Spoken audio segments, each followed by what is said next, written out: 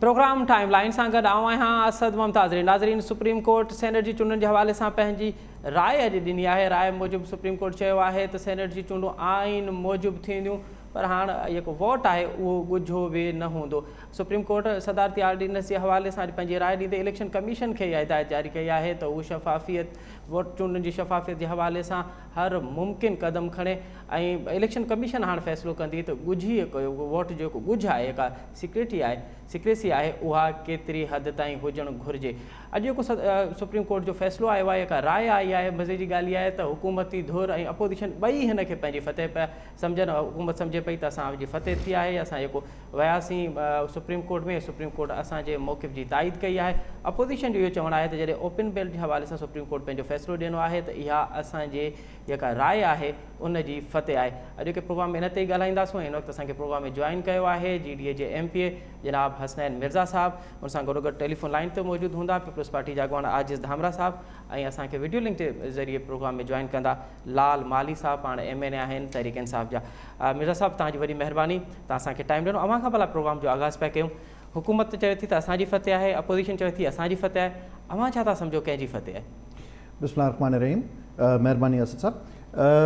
ॾिसो, हेसी ताईं त शॉर्ट ऑर्डर बि जेको कोर्ट जो आहे उहो मुंहिंजी नज़रनि जे साम्हूं गुज़रियो कोन्हे, लिहाज़ा को बि हतमी हिन ते तजियो करणु क़बल वक़्तु हूंदो उहो भले अचे वञे शॉर्ट ऑर्डर, ऐं हुन खां पोइ जॾहिं मुकमल ऑर्डर ईंदो त हुन में 4-1 जो फ़ैसिलो आयो आहे। जज साहिबान जे जज साहब जस्टिस आफरीदी साहब जी डिसेंटिंग नोट बि आहे।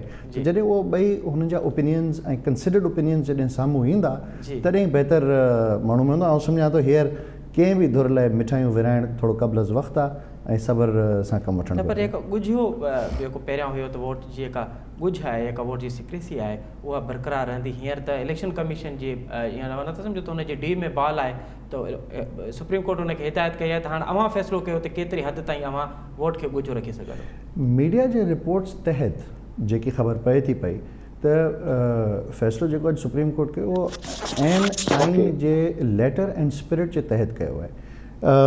जेको आर्टिकल 2183 आहे कॉन्स्टिट्यूशन जो 218 सब आर्टिकल 3, वो वाज़े तौर ते चवे थो कि it is the duty of the election commission. Duty तमामु वज़नाइती लफ़्ज़ आहे कॉन्स्टिट्यूशनल इंटरप्रिटेशन में। Duty of the election election जेकी आहे उहो ऑनेस्टली फेयरली जस्टली थिए, ऐं मज़ीद बि इहा ड्यूटी आहे कि टू प्रोटेक्ट अगेंस्ट करप्ट प्रैक्टिसिस। त इहो वॾो हिकिड़ो बार आहे इलेक्शन कमीशन ते।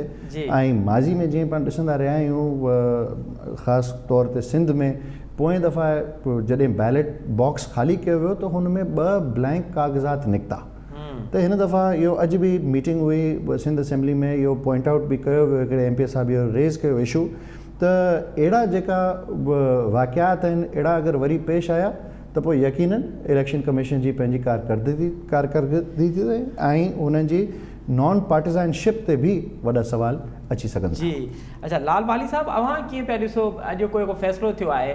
अव्हां त पहिरियां आइनी तरमीम जी कोशिशि कई, उहा न थी सघी, पोइ अव्हां सदारती रेफरेंस आंदो। अॼु त सुप्रीम कोर्ट सदारती रेफरेंस खे बि ॼण ख़तमु करे छॾियो आहे। हुन चयो आहे त जेको आइन मूजिबि जेका चूंडूं आहिनि उहे थींदियूं। त अव्हां नथा सम्झो त अव्हांजो मौक़िफ़ त सुप्रीम कोर्ट उनखे रद्द कयो आहे?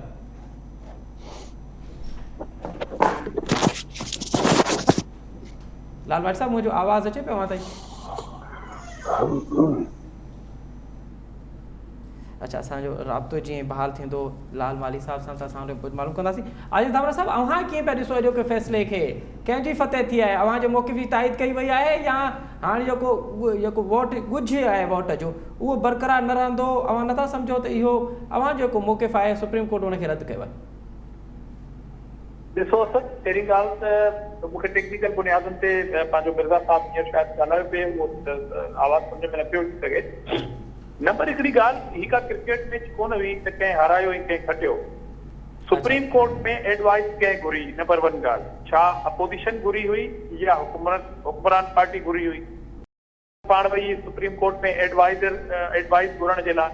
हाणे जेका टेक्निकल इशू आहे उहो सम्झण जो इहो आहे त आर्टिकल 226 जेको आहे उहो कैटेगरिकल सीक्रेट बेल्ट खे इंडोर्स थो करे, उनजो रखवालो आहे इहो आर्टिकल, ऐं मुकमल तौर ते इन आर्टिकल में सीक्रेट बेल्ट जेको आहे उनखे जेको आहे सो हिमायत कई वई आहे। सही। हाणे हुन में हिकु नुक़्तो बि ओनली डॉट हिकु नुक़्तो बि हुन में अमेंडमेंट जो जेकॾहिं ईंदो त उहो 2/3 मेजॉरिटी सां ईंदो। आइन में अमेंडमेंट सां का बि तब्दीली अची सघे थी। हाणे हुन में दाएं शाएं या इफ कोन थी अची सघे त जेकॾहिं या फर्ज़ी तौर ते मिसाल तौर जेकॾहिं सुप्रीम कोर्ट इलेक्शन कमीशन ॾांहुं हीउ केस मोकिलियो आहे, ठीकु आहे, ट्रांसपेरेंसी रखे इलेक्शन कमीशन, छो जे इलेक्शन कमीशन उहो इदारो आहे जेको का बि इलेक्शन कराईंदो। मिसाल तौर ते जेकॾहिं पंजाब में इलेक्शन कमीशन पंहिंजे ई सरबराही में कंहिं हिकु इलेक्शन खे मेल एंड वाइट करे सॼे हल्के ते हिकिड़ी नई इलेक्शन थो कराए, त हीउ जेको हुकूमत चए थी त असांजी फतह आहे उहा सम्झण खां कासिर आहियूं। मिसाल तौर ते हुकुमरान बादशाह आहिनि इमरान ख़ान ऐं संदसि पार्टी, जेकॾहिं उहा ॾींहं खे राति चए या अंगारे खे सूमर चई छॾे ऐं सूमर खे जेकॾहिं अरबा चई छॾे त संदसि मर्ज़ी आहे। बहरहाल हीउ जंहिं एडवाइस वठण विया हुआ, सुप्रीम कोर्ट 226 में का बि अमेंडमेंट कान कई आहे ऐं उहा करे कान थी सघे। हुन इलेक्शन कमीशन खे इहो ज़रूरु चयो आहे त भई ट्रांसपेरेंसी रखी वञे, हिन में के झोल जेकॾहिं इलेक्शन जे दौरान थियनि था त अखियूं खोले रखे ऐं बहितर खां बहितर परफॉर्मेंस शो करे पंहिंजी इलेक्शन कमीशन ऐं हीउ इलेक्शन कराए। हाणे इहो मुमकिन कोन्हे त 226 जी मौजूदगी में 226 जी मौजूदगी में 226 जी मौजूदगी में विचा का टी शइ सीक्रेट मतिलबु का अहिड़ी टेक्नोलॉजी जंहिंसां तव्हांखे ख़बर पए त मूं वोट कंहिंखे ॾिनो त पोइ आइन जो आर्टिकल जेको 226 आहे उहो किथे पहुतो, उनजी पोइ छा कंडीशन बाक़ी रहे।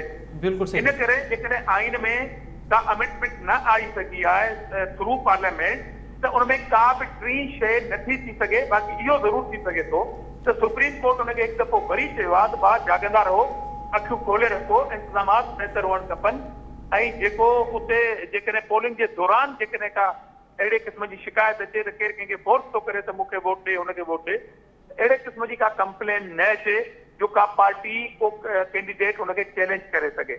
त सुप्रीम कोर्ट हिकिड़ी ज़िम्मेवारी ॾिनी आहे इलेक्शन कमीशन खे त ही ट्रांसपेरेंट सां इलेक्शन कराई वञे, उन हद ताईं त ठीकु आहे। बाक़ी 226 जी मौजूदगी में पर आज साहब जेको बुनियादी नुक़्तो उहो त इहो हुयो न त जेको ॻुझ आहे वोट जो, वोट जी जेका अव्हांजी जेका सीक्रेसी आहे उहा त हाणे बरक़रार न रहंदी। उहा त का बि पार्टी कहिड़े बि टाइम वेंदी इलेक्शन कमीशन में त उहा अव्हां नथा सम्झो त इहो त मौक़िफ़ त शुरू खां हुकूमत जो हुयो त वाज़े तौर हुजणु घुरिजे। उन जी त कंहिं हद ताईं सुप्रीम कोर्ट ताईद कई आहे।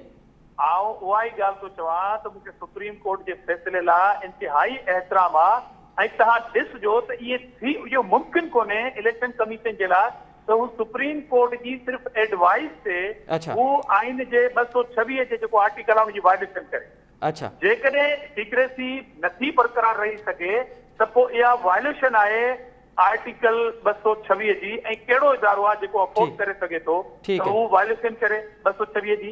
ठीकु आहे, अव्हां चओ पिया त इहो इलेक्शन कमीशन लाइ मुमकिन कोन्हे। अच्छा मिर्ज़ा साहब, वाक़ई छा इहो इलेक्शन कमीशन लाइ हाणे मुमकिन नाहे त जेका ॻुझ आहे वोट जेका सीक्रेसी आहे उहा हाणे बरक़रार न रखी सघे, उनखे वाज़े तौर करे छॾे? छा इहो इलेक्शन कमीशन लाइ मुमकिन नाहे? जेका धामरा साहब ॻाल्हि पियो करे। ऐं वरी अर्ज़ु कंदुसि असद साहब कि जेसीं ताईं मुकमल ऑर्डर असांजे साम्हूं नथो अचे, छो जो हैसियत कानूनदान थोरी असां टेक्निकल ॻाल्हियूं कयूं था पिया, अव्हां नथा सम्झो त इलेक्शन कमीशन ते एतिरी टेक्नोलॉजी आहे जो इहो वाज़े करे सघे। मिसाल बारकोड आहे या ॿी खोड़ सारे अहिड़ियूं शयूं आहिनि जंहिंसां ख़बर पइजी सघे थी पई अव्हांजी जेको ॾिसो ॻाल्हि इहा अगेन पहिरीं त कानूनी आइनी इंटरप्रिटेशन जेको सुप्रीम कोर्ट एडवाइज़र्स ॾिनी आहे उनखे मुकमल तौर ते ॾिसणो पवंदो ऐं सम्झणो पवंदो। अगरि आर्टिकल 226 जी छो जे सीक्रेसी ब्लैंकेट सीक्रेसी आहे, पोइ रुगो अॼु ॾींहुं ताईं या पोलिंग जी बैलेट जे अमल ताईं कोन्हे, बट हुन खां पोइ बि आहे। जे अगरि तव्हां पोस्ट फैक्टो वरी बि वञी करे तव्हां आइडेंटिफाई करे सघो कि कहिड़ो बैलेट पेपर कहिड़े वोटर जो आहे त पोइ छा जी सीक्रेसी रहिजी वई। सो ॻाल्हि इहा कोन्हे कि उहा शइ पंहिंजी जाइ ते आहे। ॻाल्हि आहे कि अगरि को MPA हिन सां बि कोई इख़्तिलाफ़ कोन्हे, MPA खे इहो इख़्तियार आहे MNAs खे नेशनल असेंबली में, MPAs खे कि सेनेट जी चूंड में हू पंहिंजी राय मुताबिक़ हू वोट कास्ट कनि। जीअं आइन में वाज़े तौर ते लिखियलु आहे leader of the house, money bill ऐं वोट ऑफ कॉन्फिडेंस में उहो पार्टी क़यादत जी लाइन जे हिसाब सां मेंबर्स खे वोट करिणो आहे। सेनेट जो हुन में ज़िक्र कोन आहे त MPs खे इहो इख़्तियार ज़रूरु आहे। हाणे सवाल सियासी सवाल रुगो इहो थो पेश अचे कि अगरि तव्हांखे इख़्तिलाफ़ राय आहे तव्हांजी सियासी बुनियादनि ते या तव्हांजो ज़मीर के फ़ैसिले सां मुतमइन कोन्हे ऐं एहतजाजनि तव्हां वोट पंहिंजी पार्टी खे नथा ॾियो त उहो एहतजाज त खुलेआम हुजणु घुरिजे, जिते हुनजो नोटिस बि वठियो वञे, जिते हुनजो तदारुक बि थिए। अॼु बि कुझु मेंबरान इहो वाज़े तौर ते हुननि चयो बि आहे कि असीं पंहिंजी पार्टी सां इख़्तिलाफ़ रखूं था ऐं आउं हुननि जी हिमत खे आउं सलाम थो पेश कयां, छो जो थियण बि ईअं ओपनली थियणु घुरिजे। हिन में तव्हांजो जमहूरियत निज़ाम बहितर थींदो। हाणे जॾहिं गुजो वोट थो थिए, सीक्रेट बैलेट थो थिए, हुन में एहतजाज जो सॼो कॉन्सेप्ट त ख़तमु थी वियो। तव्हां पोइ प्रोटेस्ट त न पिया कयो ऐं इहो फ़ैसिलो पोइ ज़मीर ते न पियो थिए, लालच जी बुनियाद ते पियो थिए, त उहो 2183 ते वापसि था अची वञूं कि अगरि इहो ई प्रैक्टिस करप्ट प्रैक्टिसिस के बुनियाद ठहे पई त पोइ this has to be addressed. Supreme court बि शायदि इहो ई एम्फसाइज़ ज़िक्र कयो, पर PTI जेको ॿियो मौक़िफ़ आयो आहे उहो अजय धामरा साहब खां मालूम कंदासीं, पर उनखां पहिरियां असांखे जॉइन कयो आहे लाल माली साहब। लाल माली साहब, कीअं था ॾिसो अॼु के सुप्रीम कोर्ट जी राय खे? अव्हां त आइनी तरमीम पे करणु चाही, उहा न थी सघी अव्हां खां, पोइ अव्हां सदारती रेफरेंस आंदो, अॼु सदारती रेफरेंस बि ख़तमु थी वियो ऐं ओपिन बेल वारी जेका अव्हां जी मंशा हुई, ख्वाहिश हुई, अॼु सुप्रीम कोर्ट कम अज़ कम उनखे त रद्द कयो आहे। ॾाढा वॾी महिरबानी आहे। हीउ जेको सुप्रीम कोर्ट जो फ़ैसिलो आयो आहे इहो अवामी उमंगनि जी ख़ासि आहे ऐं इहो फ़ैसिले खे असां भली कार कई आहे पाकिस्तान तहरीक इंसाफ़। हाणे इन फ़ैसिले जा ॿ पार्ट आहिनि। हिकिड़ो पार्ट इहो आहे त इहो इलेक्शन आइन ऐं कानून तहत थी, आइन जे आर्टिकल 226 तहत थींदी। ॿियो जेको क्वेश्चन जेको एड्रेस कयो आहे, जेको ड्यूरिंग डिस्कशन सुप्रीम कोर्ट में बार बार आयो, उहो हुयो सीक्रेसी ऑफ बैलेट जे बारे में। उन में सुप्रीम कोर्ट जो फ़ैसिलो आयो आहे कि इहो सीक्रेसी जेका आहे फाइनल न आहे, तो वक़्त सां गॾु इन ते डिसीशन वठी सघिजे थो। नंबर 2, सुप्रीम कोर्ट इहो बि चयो आहे इलेक्शन कमीशन खे त हू पंहिंजा 218 तहत जेको आइन जे आर्टिकल तहत पंहिंजा समूरा इख्तियार किताब आणे ऐं टेक्नोलॉजी, मॉडर्न टेक्नोलॉजी जो इस्तेमालु करे ऐं उनखे कंहिं बि जेको करप्ट प्रैक्टिसिस आहिनि उन्हनि खे रोके ऐं फ्री फेयर ऐं ट्रांसपेरेंट इलेक्शन कराए। हाणे ॻाल्हि इहा आहे सुप्रीम कोर्ट जो जेको फ़ैसिलो आयो आहे त सीक्रेसी फाइनल कोन्हे, उनजे पोयां असीं सम्झूं था त यकीनी तौर ते छाकाणि त हीउ जेको 1973 जे तहत जेका इलेक्शन कमीशन ठहियलु आहे उहो माज़ी में उहो इलेक्शन जेके बि कराया आहिनि उहे कंहिं न कंहिं हवाले सां कई इलेक्शन मुतनाज़ा थींदा रहिया आहिनि ऐं उनखे टेक्नोलॉजी जे इस्तेमालु ज़रिए ट्रांसपेरेंट ऐं फ्री ऐं इन करप्ट प्रैक्टिसिस लाइ रोक लाइ चयो वियो आहे। उन यकीनी तौर ते इहो चई सघिजे थो त इहो वोट को पॉलिटिकल पार्टी न ॾिसी सघे, पर जेकॾहिं इलेक्शन कमीशन पाण बि कोई इंक्वायरी करणु चाहे त उनजो कोई इस्तेमालु हुजे, नंबर जे तौर ते हुजे, हर पेपर ते पिया या बार कोड हुजे जंहिंजे तहत इहो वोट ट्रेसेबल हुजे त हुन कंहिंखे वोट ॾिनो त इन सूरत में ई इन में करप्शन रोकी सघिजे थी। ऐं यकीनी तौर ते इहा जेको फ़ैसिलो आयो आहे उहो सुप्रीम पंहिंजे सदारती रेफरेंस ते आयो आहे ऐं सदारती रेफरेंस जेको आहे हुकूमत फाइल कयो हो ऐं फ़ैसिलो अचण बाद फौरी तौर ते हुकूमत जी हिकिड़ी टीम इलेक्शन कमीशन खां मुलाक़ात कई आहे, उनखे फ़ैसिलो हवाले बि कयो आहे ऐं उन्हनि खां उन पंहिंजो नुक़्ते नज़र उन ते पेश कयो आहे। हाणे असांजी उमेद आहे त इलेक्शन कमीशन सुप्रीम कोर्ट जेको ऑब्जर्वेशन ॾिनियूं आहिनि उन तहत इहो इलेक्शन कराईंदी ऐं पाकिस्तान जी आवाम जेको चाहे थी जो टोन जेको आहे जेको हिन मुल्क ते जेको आहे इन रिगिंग जे ज़रिए कब्ज़ो कंदो रहियो आहे उन्हनि मां जान आजी थिए। ठीक है। अच्छा लाल साईं, हाणे ॻाल्हि आई आहे त अॼु 1 मार्च आहे, सुभाणे हिकिड़ो ॾींहुं आहे, 3 मार्च ते इहा चूंडूं थियणियूं आहिनि। अवां सम्झो पिया त असां वटि एतिरी टेक्नोलॉजी आहे, इलेक्शन कमीशन वटि एतिरी टेक्नोलॉजी आहे जो उन तहत इहा चूंडूं कराईंदा, छाकाणि त माज़ी में असां वटि 2 तजुर्बा अहिड़ा रहिया आहिनि। हिकिड़ो ई वोटिंग वारो जैसे साकिब निसार शुरू करण पे चाहियो उहो न थी सघियो, ॿियो RDS जंहिं तरीक़े सां बंदि थी आहे उनजो तजुर्बो त माज़ी में ॾाढो बुरो रहियो आहे। ॾिसो ॿ ॻाल्हियूं आहिनि। हिकिड़ो RTS जी तव्हां ॻाल्हि कई त उहो मिलियन ऑफ वोट्स ख़ासि करण जी ॻाल्हि हुई, हीअ आहिनि कोई अंदर ये टोटल वोट्स आहिनि ऐं पाकिस्तान तहरीक इंसाफ़ जी साइंस एंड टेक्नोलॉजी वारी वज़ारत जेका आहे उन इलेक्शन कमीशन खे ख़ातिरी कराई आहे त तव्हां फ़ैसिलो करियो, बार कोड जो करियो, सीरियल नंबर जो करियो, जेको बि करियो, ये पाकिस्तान करेंसी जिते प्रिंट थी सघे थी उते ही सेफली प्रिंट थी सघनि था ऐं 2 कलाकनि जो मामलो आहे, इन्हनि को वॾो मामलो न आहे, इहो को लखनि या करोड़नि जे हिसाब सां इहो कुझु समन जो मामलो आहे ऐं इहो इलेक्शन कमीशन कराए सघे थी पई। ठीकु आहे, अच्छा एग्जैक्टली 2-3 कलाकनि जो मामलो आहे टोटल। हाणे इहो हाणे जेको आहे टेक्नोलॉजी जो तमामु बड़ो इस्तेमालु आहे, इन में बड़ी देर थी लॻे। ठीकु आहे, ठीकु। अच्छा अॼु धामरा साहिबु, अॼु खुर्मशेर ज़मान जेको MP आहे तहरीक इंसाफ़ जो, अॼु हुन इल्ज़ाम मड़ियो आहे त असांजा 3 MPA जेके आहिनि उहे कराची मां अॻु आहिनि। हसनैन मिर्ज़ा साहब उन खां अॻु में पंहिंजी गुफ़्तगू में ज़िक्र कयो आहे त MPAs अॼु उन्हनि प्रेस कॉन्फ्रेंस बि कई आहे, उन्हनि चयो आहे त असांजी पार्टी सां इख़्तिलाफ़ आहिनि पर असां वोट जेको आहे उहो पंहिंजी ज़मीर ते ॾींदासूं। ऐं उन्हनि त खुर्मशेर ज़मान तव्हांजी पार्टी ते इहो इल्ज़ाम मरियो आहे त 3 MPAs हाणे खां ई अॻुवा थियणु शुरू थी विया। ॾिसो, तव्हां खुर्रमशेर ज़मान जे इल्ज़ाम जी ॻाल्हि कई, पर मां मूंखे थोरो वरी अची ईंदुसि आर्टिकल 266 ते त सुप्रीम कोर्ट जेको अॼु जजमेंट मतिलबु जेको हुन ऑब्जर्वेशन ॾिनी आहे ऐं मोकिलियो आहे, हीउ केस वरी इलेक्शन कमीशन खे। ॾिसो, सुप्रीम कोर्ट खे जेकॾहिं फ़ैसिलो करणो हुजे हा, कैटेगोरिकल फ़ैसिलो करे ऐं इन में सम्झण जी ॻाल्हि आहे त पार्लियामेंट ई आर्टिकल जे कंहिं हिकिड़े डॉट ते बि अमेंडमेंट 2/3 मेजॉरिटी सां आणींदी। हिकिड़ी ॻाल्हि, ॿी ॻाल्हि त जेकॾहिं वोट जी सीक्रेसी खे ओपन ई रखिणो आहे त पोइ उहो कहिड़ो वोट, उहो सिर्फ़ु सेनेट जो वोट, उहो या आम जेका जनरल इलेक्शन असांजी थिए थी, लोकल बॉडीज़ जूं जेके इलेक्शनूं थियनि थियूं, या उन सॼी। इन करे ही मुकमल हिकु रिफॉर्म्स जी ज़रूरत आहे, इलेक्शन रिफॉर्म्स जी ज़रूरत आहे। ऐं उन इलेक्शन रिफॉर्म्स जे लाइ तमामु पॉलिटिकल स्टेक होल्डर्स खे हिकिड़ी पेज ते अचणो पवंदो, उन ते थारोली डिस्कशन जी ज़रूरत पवंदी, उन खां पोइ ई असां कंहिं ॿिए तरफ़ वधी सघूं था। इन करे हुकूमत इन शइ खे पंहिंजी कामयाबी सम्झणु, भई तव्हां त वियाहू त ओपन एंड थियणु खपे, उहो त न थियो। हाणे हुन में तव्हां पंहिंजी कामयाबी सम्झो था त मूं चयो त PTI पंहिंजे मिज़ाज जी पार्टी आहे। ॿी ॻाल्हि, खुर्रमशेर ज़मान जेको इल्ज़ाम हयो आहे त असांजे MPA ते गाइब कयो थो वञे, त पोइ खुर्रमशेर ज़मान पीपल्स पार्टी जे इल्ज़ाम जी ॻाल्हि कोन थो कयां, अपोजिशन जे इल्ज़ाम जी ॻाल्हि कोन थो कयां। आउं ॻाल्हि कयां थो लियाकत जतोई जेको still part of the PTI आहे। उहो चए थो 35 करोड़ 37 करोड़ में टिकट विकी वई आहे PTI जी। हाणे उनजे अगेंस्ट में वरी पीपल्स पार्टी न संदनी MPA अॼु गबोल साहब जेको आहे उहो मीडिया ते साम्हूं अची वियो आहे त आउं पैसनि ते ख़रीद कयल माण्हुनि खे जेको आहे सो वोट कोन कंदुसि। हाणे इल्ज़ाम असां ते था हणो, घर में रंधिणे में रोलो तव्हांजे पंहिंजे आहे, टिकेटुनि जा इल्ज़ाम तव्हां पाण था हणो, तव्हांजे गवर्नर ते अहिड़े क़िस्म जो इल्ज़ाम आहे, तव्हांजी पार्टी चए थी त गवर्नर खे तब्दील कयो वञे। हाणे डाइवर्ट करण जे लाइ उन्हनि सभिनी इल्ज़ाम खे अॼु हिन जे हिकिड़े MPA चयो आहे तव्हां वोट कोन कंदुसि। हाणे इन तमामु मामलात खां हटी करे ही अपोजिशन सूबाई हुकूमत ते क़िस्म जो इल्ज़ाम हणनि था। बाबा तव्हां पंहिंजे मेंबरनि खे क़ाबू कयो, तव्हां पंहिंजे मेंबरनि खे चओ त उहो वोट ऐं पंहिंजो ज़मीर जेको आहे उहो न विकिणनि। असां कॾहिं चयो आहे? इन करे इल्ज़ाम तव्हांजी पार्टी जे तरफ़ां आहे, लियाकत जतोई जे तरफ़ां आहे, ऐं अॼु तव्हांजे MPA उन ॻाल्हि खे जेको आहे सो इंडोर्स कयो आहे उन मौक़ुफ़ खे त आउं पैसनि ते ख़रीद कयल टिकेट खे पंहिंजो वोट कोन ॾींदुसि।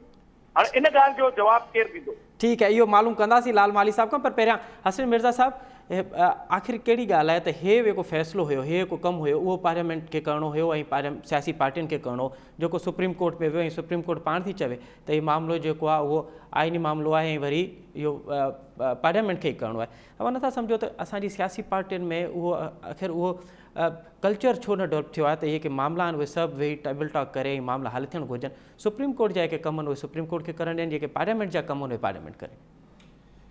अच्छा साहब, पहिरीं तव्हां अप्रिशिएट करणु चाहींदुसि जेको आजिज़ साहब चयो आहे कि हिकिड़ो पॉलिटिकल हिन ते डिस्कशन ऐं डिबेट जी ज़रूरत आहे ऐं इलेक्टोरल रिफॉर्म अशद ज़रूरत आहे। इहो को कंहिंजो पर्सनल इंट्रस्ट न हुजणु घुरिजे, बट मुल्क खे अगरि तरक़ी करणी आहे, अगरि अॻियां वधिणो आहे, असांखे बचण लाइ पाण खे बहितर मुआशिरो क्रिएट करिणो आहे, त ख़ासि तौर ते इलेक्टोरल रिफॉर्म अहिड़ो सेंसिटिव इशू आहे जंहिं ते सभिनी खे गॾिजी अची वेही करे उहो तइ करणु घुरिजे ऐं कहिड़ी तजावीज़ तव्हां ॾींदो उहे ॾींदो न जंहिंसां शफ़ाफ़ियत ऐं ट्रांसपेरेंसी बहितर थी सघे, जंहिंमें करप्ट प्रैक्टिसिस लिमिट थी सघनि। हुन बुनियाद ते हाणे ईअं छो कोन थियो, तव्हांजो सवाल ते अचूं था, छो कोन थियो साईं? छो जे इंडिविजुअल या पार्टी बेस्ड पॉलिटिकल इंट्रस्ट्स बदकिस्मती सां असांजे सियासी निज़ाम में उहो हावी आहिनि, क़ौमी मुफ़ादनि ते, नेशनल इंट्रस्ट ते उहो हावी आहिनि। हाणे जेकी बि पार्टी पंहिंजे इलेक्टोरल कॉलेज जे तहत शहर खां वधीक सेनेटर खटी अचे थी, त मूंखे ॿुधायो छा एतिरी इख़लाक़ी ज़रूरत रखनि कि हुन सां पोइ इस्तीफ़ो वठनि, सीट वापसि कनि? छो जो जेको मैंडेट पब्लिक जो जेको ॾिनल आहे उन्हनि MPs या MNAs खे 62(1)(f) आर्टिकल कॉन्स्टिट्यूशन जो उहो चवे थो कि तव्हांखे मेंबर असेंबली जो हुअण लाइ तव्हांखे अमीन हुजणु ज़रूरी आहे, सदाकत ऐं अमानत वारो क्लॉज़। त छा इहा पंहिंजी अमानत कोन्हे अवाम जी, जे तव्हां निशान ते जंहिं ते खटी आया आहियो उन जे उम्मीदवारनि खे अॻियां पहुचायो? जे अगरि हुन अमानत में ख़यानत थी आहे त घटि में घटि जेको बेनिफिशरी आहे हुनखे त रिज़ाइन करणु घुरिजे। पर अवां जी ॻाल्हि सां अगरि मां तव्हांजी ॻाल्हि खे इंडोस करे अगरि सेनेट जे चेयरमैन वारी का बेअतमादी वारी थी उनखे अगरि मद्देनज़र रखूं त पोइ नथा सम्झो त पोइ इहो हिकिड़ो पेंडोरा बॉक्स आहे जेको खुलंदो त पोइ वरी हुन में सभिनी जा नाला ईंदा, न त जंहिं टाइम गॾु था थियनि त 64 ऐं जंहिं टाइम हटंदा त 47। त इहो जेको कल्चर आहे इहो केरु पियो कराए सभु कुझु? साईं आउं सम्झां थो सभिनी खां पहिरीं असां में त इहा इख़लाक़ी ज़रूरत हुजणु घुरिजे कि जेकी शइ सही आहे उनखे सही चऊं, जेकी शइ ग़लति आहे उनखे ग़लति चऊं। जेको क्लियर कट मैंडेट हो पॉलिटिकल पार्टीज़ जो हुनजी ख़िलाफ़ वर्ज़ी थी, हुनजी भंजकड़ी थी ऐं कहिड़ी पार्टियुनि सां थी? जेको पार्टियूं हिज़्ब इख़्तिलाफ़ में आहिनि सेनेट में, पाकिस्तान पीपल्स पार्टी ऐं नून लीग, हुननि जा ई मेंबर्स जेको टुटी आया। आउं सम्झां थो हुन ॾींहं ते ई इंट्रोस्पेक्शन थियणु घुरिजे आहे, अंदरि चेक करणु घुरिजे आहे कहिड़ा मेंबर्स आहिनि जंहिं पार्टी लाइन जी बग़ावत कई आहे, हुननि जे ख़िलाफ़ु सख़्त खां सख़्तु एक्शन थियणु घुरिजे आहे ऐं अहिड़े सबक़ सां इस्लाह हासिल कंदे हुननि पार्टीज़ खे स्पेयर हेड करणु घुरिजे आहे कि हाणे इट इज़ हाई टाइम कि इलेक्टोरल रिफॉर्म ते डिस्कशन थिए। वी आर लेट बट शुक्र आहे कि हाणे घटि में घटि इहा बहस थिए पई। ठीकु आहे। अच्छा लालवाली साहब, अव्हांजी पार्टी में अॼु बि हिकिड़े MPA साहब जेको आहे उन चयो आहे त मुंहिंजी पार्टी सां इख़्तिलाफ़ आहिनि, ॿिए तरफ़ अव्हां इल्ज़ाम पिया मरो त 3 MPAs अव्हांजा अगवा थी विया आहिनि ऐं MNAs जेके आहिनि उहे तव्हां चवनि था पिया त असां पंहिंजे पार्टी जो जेको कैंडिडेट आहे ख़ासि करे हफ़ीज़ शेख उनखे वोट न ॾींदासीं। हिकु तरफ़ पार्टी जे अंदरि बग़ावत आहे, ॿिए तरफ़ पीपल्स पार्टी ते इल्ज़ाम पिया हणो, हीउ मामिलो आहे छा?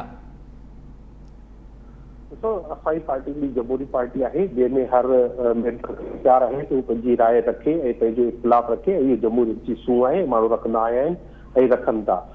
जिन जिन इख़्तिलाफ़ रखियो आहे उन्हनि सां असांजी पार्टी जी लीडरशिप ॻाल्हि ॿोल कई आहे, उन्हनि खे एतमाद में वरितो वियो आहे।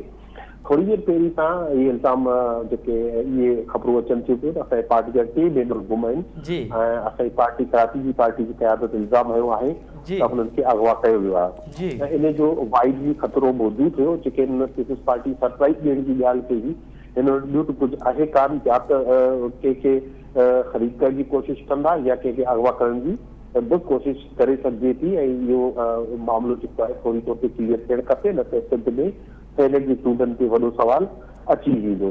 जहिड़े तरीक़े सां अपोजिशन क्लेम कंदी रही आहे त वोट ज़मीर जी असांखे जी ख़ासि तौर ते कैपिटल में इस्लामाबाद में यूसुफ गिलानी साहब लाइ PGM चए थी त ज़मीर जो वोट मिलंदो ऐं ज़मीर जो वोट ते तूं खटंदा। हाणे माना हिन लाइ ज़मीर जो वोट उहो आहे जेको पंहिंजी पार्टी खे छॾे लोटो ते फिरे ऐं हिननि खे सपोर्ट करे त माना हू ज़मीर थी वियो, बाक़ी ॿियो कहिड़ी ॿी पार्टी वञे त हू लोटो थी वियो। हाणे हिननि सियासी पार्टियुनि खे मेच्योरिटी जो मुज़ाहिरो करणु घुरिजे। हिननि चार्टर ऑफ डेमोक्रेसी जेको बेनज़ीर भुट्टो साहिबा साइन कयो हुयो, उन चार्टर ऑफ डेमोक्रेसी जे जेको पुठ में पीपल्स पार्टी खणी रहियो आहे ऐं नवाज़ शरीफ़ जी पार्टी बि खणी रहियो आहे। त हाणे हिननि खे रवश ख़तमु करणु घुरिजे, हिननि खे मेच्योरिटी जो मुज़ाहिरो करणु घुरिजे ऐं पाकिस्तान जेको जी बहितरी पाकिस्तान जी तरक़ी लाइ अच्छा लालवानी साहब, अव्हां सम्झो पिया त वाकई 3 मेंबर अव्हांजा अगवा थिया आहिनि या इहे पाण हाणे लिकी विया आहिनि? छाकाणि त आमिर लियाकत ऐं कराची सां जेके ॿिया MPAs उहे त टॉक शो में हुननि चयो त असां लुकंदा था रहूं ऐं असां चाहियूं था त असां सां को बि राब्तो न करे। इहे 3 मेंबर अव्हां सम्झो पिया अगवा थिया आहिनि या पाण लुकी विया आहिनि? ख़ैर तव्हां मुंहिंजो टाक शो आहे ॿुधो, तव्हां ख़ुशी थी मूंखे ॿुधायो त ॿुधाइजो टाक शो जंहिं चवंदा हुजनि असीं लिखी वेंदासीं। जेकॾहिं को बि मेंबर मुंहिंजी पार्टी हुजे, कंहिं पार्टी जो हुजे, पंहिंजी लीडरशिप खां जे फ़ैसिले खां उहो इनराफ़ करे थो फिरे थो त उहे जेको हींअर हसन रज़ा साहब ॻाल्हि थी कई उहे साबित अमीन नथो रहे ऐं हुनखे लिखण जी कहिड़ी ज़रूरत आहे? सिधो सिधो इस्तीफ़ा ॾे। पार्टी पॉलिसी का इख़्तिलाफ़ आहे कंहिंखे त हू इस्तीफ़ा जे घर हलियो वञे, इहो कहिड़ो तरीक़ो आहे? लिकी वेंदो, हे थींदो हूंदो ऐं मूंखे यकीन आहे असां पार्टी में का ॻाल्हि न आहे। इहो तव्हां ईंदड़ ॿिनि ॾींहंनि में तव्हांखे जो मंडे ते सरप्राइज़िस मिलंदा ऐं पूरी क़ौम ॾिसंदी त जेके इहे हरकतूं करे रहियो आहे उन्हनि खे सख़्तु मायूसी थींदी। अच्छा लालवानी साहब, इहो त असां ॾिठोसीं माज़ी में अपोज़िशन जे जेके मेंबर हूंदा उहे टुटंदा, अव्हां हुकूमत में आयो ऐं हुकूमत में अव्हांजा मेंबर अव्हां खां नाराज़ था थियनि, लुकी था वञनि। अव्हां नथा सम्झो त इहो अव्हांजी कारकर्दगी ऐं ख़ुदि जेको मेंबर सां हिकु लीडरशिप जो तालुक़ु हुजे उन ते वॾा सवाल उथनि था पिया? जेकॾहिं इंसाफ़ ते सोचे स्वतंत्र जो फैसलो सब समझे थी ये इलेक्शन ट्रांसपेरेंट करणु घुरिजे। पाकिस्तान तहरीक इंसाफ जी ख़ास तौर ते इमरान खान जो हिकिड़ो मौक़िफ़ आहे हुन शफ़ाफ़ियत जे तहत ई हुनखे मिली आहे, शफ़ाफ़ियत कयो आहे। असीं कंहिं सूरत में कंहिं पार्टी जो को मेंबर ख़रीद करण जी कोशिश न कंदासीं। हाँ, यकीनी तौर ते जेके पार्टियूं इन कोशिश में मुलविस हूंदियूं उन्हें असीं रोकण जी पूरी कोशिश कंदासीं ऐं उन लाइ असीं सुप्रीम कोर्ट वियासीं ऐं हाणे सुप्रीम कोर्ट जो हिकिड़ो वाज़ह फ़ैसिलो अची वियो आहे। हाणे हिननि पार्टियुनि खे उन छाकाणि अपेक्स कोर्ट आहे जेको आइन जी तशरीह करे थी, हाणे हिननि खे उन कोर्ट जे फ़ैसिले साम्हूं पंहिंजो सर झुकाइणु घुरिजे, कोर्ट जो फ़ैसिलो मञणु घुरिजे ऐं इलेक्शन कमीशन खे ट्रेसेबल बैलेट पेपर्स जो फौरी तौर ते फ़ैसिलो करे इन जेको जे गंद खे ॾींदो रहियो आहे। लाल वाली साहब, अवां पंहिंजे मेंबरनि खे कीअं क़ाइल कंदो, कीअं उन्हनि खे महफ़ूज़ बणाए सघंदो, जॾहिं त बिलावल भुट्टो ज़रदारी साहिब त पाण चयो थो त उन्हनि जा मेंबर्स असां सां राब्ते में आहिनि, उहे पाण असां सां राब्ते में आहिनि। सियासी बयानात त हू ॾींदा रहंदा।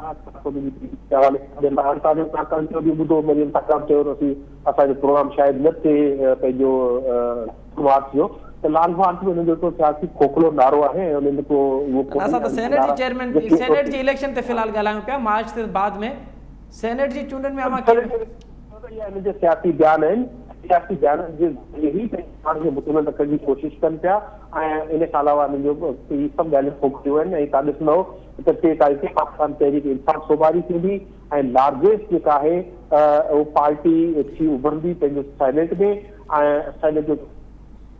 तव्हां हिन ॻाल्हि जी मुखालफ़त पिया कयो, तव्हांजो को बि मेंबर कंहिं ॿी पार्टी सां राब्ते में न आहे हिन वक़्तु? ॾिसो हाणे आऊं त कंहिंजी तरफ़ां को तस्दीक या तब्दील नथो करे सघां, जेके आहे त उन खां पुछो, जेके तव्हां शक आहे त उन खां पुछो। आऊं कंहिंजी तस्दीक पर मूंखे यकीन आहे पाकिस्तान तहरीक जो को बि नज़रियाती कारकुन सफ़ी तौर ते इमरान खान जो धोखो न कंदो ऐं जेकॾहिं कंदो त हू पंहिंजी सियासत खां हमेशह लाइ हथ धोई वेंदो। ठीकु है। आजिज़ धाबरा साहब, बिलावल भुट्टो ज़रदारी साहब ते इहा दावा कई हुई त असां सां हुकूमती धुरे आहे के मेंबर्स आहिनि उहे राब्ते में आहिनि। अवां ॿुधाइजो केतिरा हुकूमती धुरे या मेंबर अवां सां राब्ते में आहिनि? सब खां पहिरीं त खुरम शेख ज़मा जे तव्हां बयान खे कोट कयो हुते, उन बयान जी सख़्ती इल्ज़ाम जी सख़्ती सां तरदीद कयां थो। ही लघु क़िस्म जा इल्ज़ाम हणी दरअसल पीटीआई इलेक्शन खे भॼणु चाहे थी। हिननि हर अरबा इस्तेमाल कया। पहिरीं त हिननि एमएनएस खे 50 करोड़ ॾियण जी ॻाल्हि कई, सुप्रीम कोर्ट साम्हूं अची वई। पोइ हिननि ऑर्डिनेंस आणण जी कोशिशि कई, उन में नाकाम थिया। पोइ हिननि ओपन हैंड वारी ॻाल्हि कई, उन में नाकाम थिया।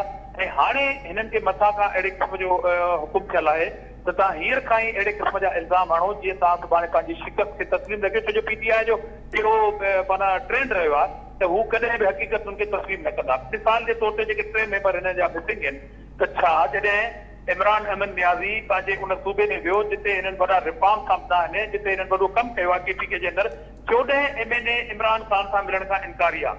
छा उन्हनि खे पीपल्स पार्टी अगवा कयो या उहे विकाम जी चुका आहे? त ही तो जवाब ॾियो त को माण्हू छा प्राइम मिनिस्टर सां मिलण खां इनकार कंदो आहे?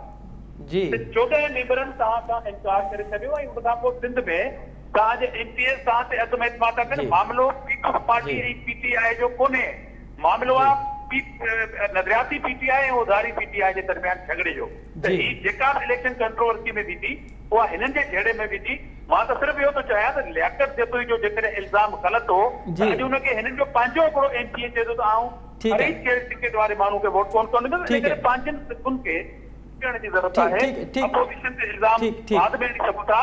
ठीक आजी साहब ये के 14 मेंबरनि जो अवां ज़िक्र कयो केपीके मां, अवां फरतुल्ला बाबर खे हुते बीहारियो आहे, अवां जो हिकिड़ो बि एमपीए कोन्हे, त इहे 14 मेंबर अवां सां कुर्बत में आहिनि? केरु चए थो त असांजो हिकिड़ो मेंबर कोन्हे? असीं चऊं था त उन्हनि 14 मेंबरनि मां हिकिड़ो माण्हू बि असांखे बेशक वोट न ॾे, पर इख़्तिलाफ़ त हिननि जे घर में रंधिणे में रोलो त हिननि जे घर में आहे। पीपल्स पार्टी ऐं वर्सेस पीपल्स पार्टी ऐं पीटीआई त न आहे न। इशू इहो आहे त हिननि जो माण्हू थो चए त बलूचिस्तान में छा थियो। पहिरीं हिननि टिकट ॾियण शुरू कई अब्दुल कादिर बलोच खे, उतां खां पोइ हिकिड़ो आवाज़ आयो, उन्हनि खां पोइ उन्हनि पंहिंजे माण्हू खे ख़ामोश करण जे लाइ हिकिड़े ॿिए माण्हू खे अॻियां आंदो। वरी उन माण्हू खां वित्ड्रा कराए वरी उन ई माण्हू खे ॿी पार्टी में टिकट ॾियाराए उनखे हिमायत करे छॾियो। ठीक है पर टिकटूं तव्हीं पाण पिया विकिणो इल्ज़ाम थी जी जी पर धामरा साहब अवां जो हिकिड़ो बि मेंबर न हुजे ऐं हुते फरतुल्ला बाबर खटे अचे त पोइ इहो मुआवज़ो कीअं थींदो? कुझु त हूंदो न। साईं मुंहिंजा आउं हिन ॻाल्हि जी सख़्तु तरदीद थो कयां त पीपल्स पार्टी केपीके जे अंदरि न आहे। पीपल्स पार्टी केपीके जे अंदरि आहे। नंबर हिकिड़ी ॻाल्हि। नंबर ॿी ॻाल्हि त पंजाब में बि असां 6 मेंबरनि ते पंहिंजे माण्हू खे फार्म भरायो, पोइ थियो छा? असां वित्ड्रा करे छॾियो PMLN जी रिक्वेस्ट ते। त इलेक्शन में मुक़ाबला कबा आहिनि। जेकॾहिं इस्लामाबाद जी सीट ते असांखे सुभाणे या परीहं शिकस्त अचे थी भले अचे, छा थी पियो हुनमें? पर उनमें तव्हां परेशान छाजे लाइ आहियो? तव्हांजा पघर छो निकितल आहिनि? तव्हां पंहिंजे माण्हुनि खे ख़रीद छो पिया कयो? ठीक है ठीक पोजीशन खे चाहींदी आहे त तव्हां वधि में परेशान हुजो। ठीक है लालमाली साहब अवां जेका आज धामरा साहब ॻाल्हि पियो करे त 14 मेंबर तव्हांजा उते अवां खां नाराज़ आहिनि जिते गुज़िरियल 8 सालनि खां अवां जी हुकूमत आहे। कीअं तव्हां इहे सभु मैनेज कंदो? ॾिसो पार्टी जी धामरा साहब खे करने मुक़ाबलो ॾेखारींदासीं तौफ़ीक़ सां कारकुननि उन्हनि सां जेको पंजाब में हिननि पार्टी जो जेको ख़ात्मे जो बाक़ाइदा ऐलान करणु करे पंहिंजो मेंबर त उन्हनि सां दुख जो इज़हार करिया थो। चइनी सूबनि जी ज़ंजीर हुई, हीअ जेका वफ़ाक़ी पार्टी हुई पहिरीं 3 सूबनि मां ख़तमु थी, पोइ सिंध जे अर्बन इलाइक़नि मां ख़तमु थी, हाणे रूरल जे कुझु ज़िलनि में हू पंहिंजी धोस ऐं दादागिरी ते हुकूमत करे रही आहे। हाणे नून लीग जो बि तव्हां ॾिठो, नून लीग जो बि हाणे उहो पोज़ीशन आहे रही पंजाब सेंट्रल पंजाब जे कुझु ज़िलनि में मौजूदु आहे ऐं नून लीग जो खात्मो अची वियो आहे। पाकिस्तान तहरीक वाहिद पार्टी आहे जेको हिकिड़ी वफ़ाक़ी पार्टी पाकिस्तान मां हुनजा मेंबर्स मौजूदु हूंदा ऐं हू पाकिस्तान खे हाणे इन करप्ट टोले खां छॾाइण में बाज़ियाब करण में आज़ाद थी वेंदी। ठीक है हसन साहब, हे त मेंबरनि खे रुठल मेंबरनि खे परचाइण ऐं जेके मेंबर परे थी विया नाराज़ थी विया आहिनि उनखे मनाइण जो सिलसिलो राज़ी आहे। GDA के नाराज़ मेंबर आहिनि अवां उन्हनि खे परचाइण में कामयाबु आया? उहे छाकाणि त अवां जूं बि मीटिंगूं गुज़िरियल 2-3 ॾींहंनि खां मीटिंगुनि में तेज़ी अची वई आहे। ॾिसो रुठियल दोस्तनि खे परचाइण इहो ई जमहूरी अमल आहे ऐं इहा सुठी ॻाल्हि आहे। ऐं बाक़ी एज़ फार एज़ GDA तव्हां पुछो था पिया त अलहमदिल्ला असांजी जेकी मीटिंगूं थियूं आहिनि हुनमें मुकमल पंहिंजा मेंबर्स जी हाज़िरी रही आहे ऐं सभिनी जेको आहे पार्टी क़यादत ते ऐं क़यादत जे फ़ैसिलनि ते पूरो एतमाद जो इज़हार कयो आहे। अलहमदिल्ला असां वटि अहिड़ी का शइ कोन्हे। GDA जो को बि मेंबर पंहिंजी पार्टी लाइन खां हटी करे कंहिं ॿी पार्टी खे वोट न ॾींदो? न, असांखे ईअं बिल्कुलु ॾिसण में नथो पियो अचे। जेतिरी मीटिंगूं थियूं आहिनि हुनमें मुकमल मेंबरनि जी हाज़िरी समेत उन्हनि एतमाद जो बि इज़हार कयो। महर साहब अवां सां उन जूं पंहिंजी हिकु नाराज़गियूं उहे ख़तमु थियूं या अञा नाराज़गियूं बरक़रार? जीअं तव्हांखे ख़बर हूंदी कल ई इशाया हो सरदार अली गौर ख़ान महर साहब जे घर ते ऐं मेज़बान जी हैसियत में सभु पार्टी क़यादत बि हुते मौजूदु हुई ऐं असांजा मेंबर बि हुते मौजूदु हुआ। वॾी महिरबानी हसनैन मिर्ज़ा साहब, लाल माली साहब, आजिज़ धामरा साहब। नाज़रीन अवां सुप्रीम कोर्ट जी राय ते असांजे प्रोग्राम ॿुधो। टिनि जेके असांजा पैनलिस्ट आहे उनजी इहा राय हुई त हिकु त जॾहिं तफ़सीली फ़ैसिलो ईंदो पोइ ख़बर पवंदी।